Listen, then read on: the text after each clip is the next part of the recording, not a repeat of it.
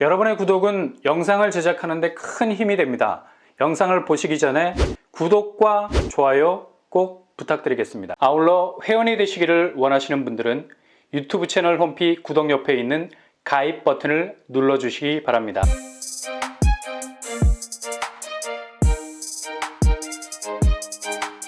안녕하세요. 뻔뻔한 복덕방입니다. 요즘 PF 대출 위기론이 솔솔 계속해서 흘러나오고 있습니다.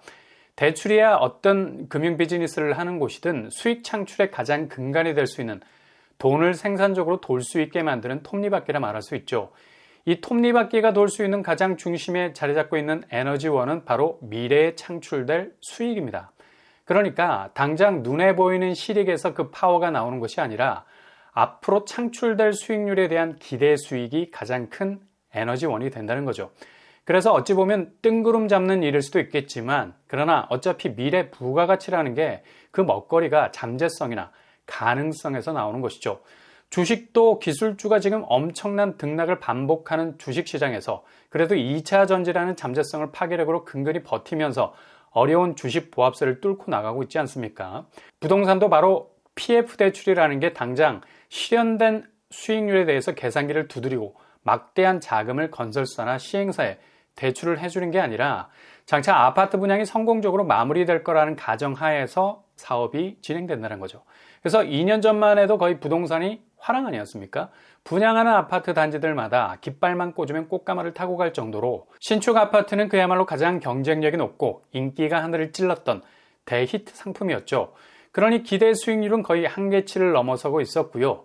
부동산 PF 대출 톱니바퀴는 무한궤도 정말 끊임없이 돌면서 엄청난 수익을 창출하고 있었죠.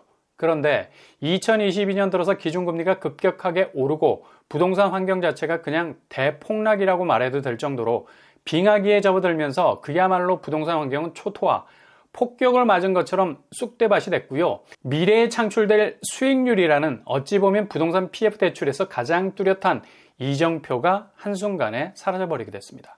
결국 부동산 한파는 분양시장을 급습하기 시작했고, 그렇게 잘 돌아가던 분양시장에 빨간불이 들어오기 시작했죠.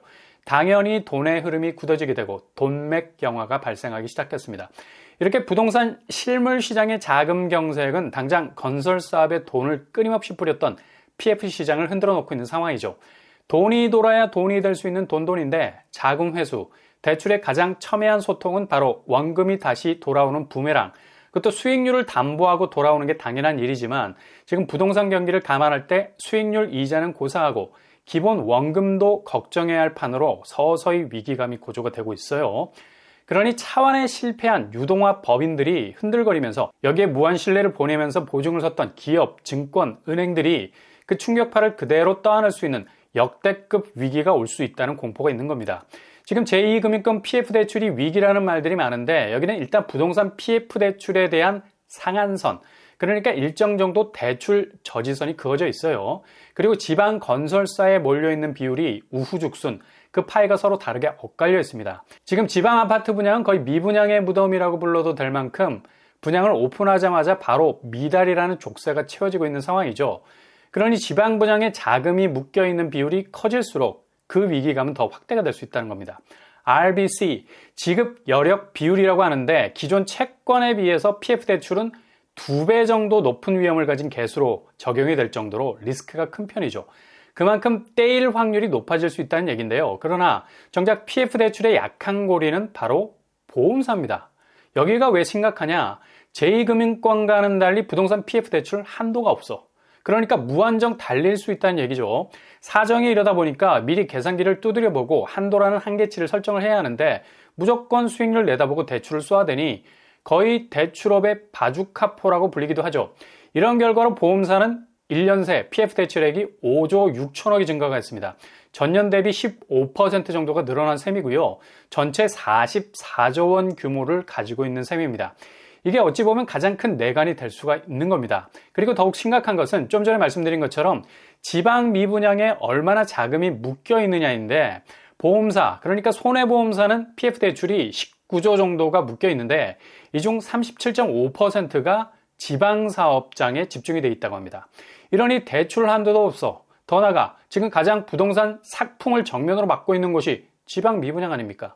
최근에 분양 결과 지표만 봐도 완판을 기록한 곳이 손에 꼽을 정도로 뭔가 애매한 입지, 애매한 가격대면 수요가 쳐다도 보지 않는 완전 손절 양상으로 가고 있죠. 거의 서울만 뜨겁다고 할 만큼 최근에 분양한 영등포자의 2만 명, 휘경자의 1만 7천 명, 1차 청약에서 부진해도 장의자의 둔촌주공, 마포드 클래시 족족 안전하게 마침표를 찍었습니다. 근데 서울권을 벗어나기 시작하면 여전히 반등 운운하는 기운과는 확연히 다르죠. 분양문을 열면 바로 불 끄고 셔터 내려야 할 상황이 전개가 되고 있습니다. 사정이 이렇다 보니 손보사가 지방 건설 사업의 37% 대출이 묶여 있다는 건 아찔한 상황이 올 수도 있다는 그림이 그려질 수 있고요. 업권별 부동산 PF 익스포저, 위험 노출 정도를 보면 사람들이 인지를 잘 하지 못해서 그렇지 압도적으로 보험사가 44조 원 규모로 엄청나다는 걸 알 수 있습니다. 지금 제일 까이고 있는 제2금융권은 의외로 10조 원 수준이고요. 나머지 은행, 증권사, 여신 전문 금융회사 순위라는 걸 알 수 있죠. 확실히 이렇게 집중적으로 몰려있는 자금이 부실 채권으로 전락하면서 정말 휴지 조각이 되어버리면 걷잡을 수 없는 위기에 봉착할 수도 있습니다. 그러니 돌다리도 두드리고 건너야 할 확실한 시기인 것만은 분명하죠.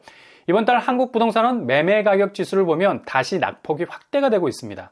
전국 수도권, 지방 다시 떨어지기 시작했어요. 그리고 서울은 보합에 가까운 것 같아도 역시 하락세는 분명하고요.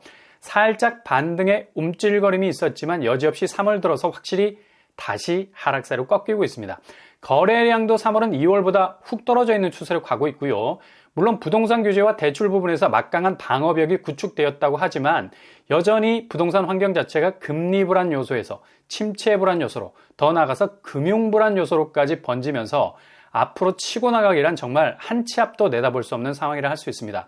지금부터 6개월이 가장 큰 고비가 될 겁니다. 그러니 금리 내리고 있다 해서 무리한 대출 자제하시고요. 검증된 대출만 체크하셔서 진입하시면 되겠습니다. 일단 청약에만 집중하실 수 있길 바랍니다. 보험사 PF 대출이 가장 약한 고리이기 때문에 여기에 금이 가기 시작한다면 정말 걷잡을 수 없는 부동산 위기라는 꺼지지 않는 산불이 될 수도 있다는 얘기죠. 시장 상황 잘 체크하시면서 내 집으로 가는 로드맵 그려나가실 수 있길 바랍니다.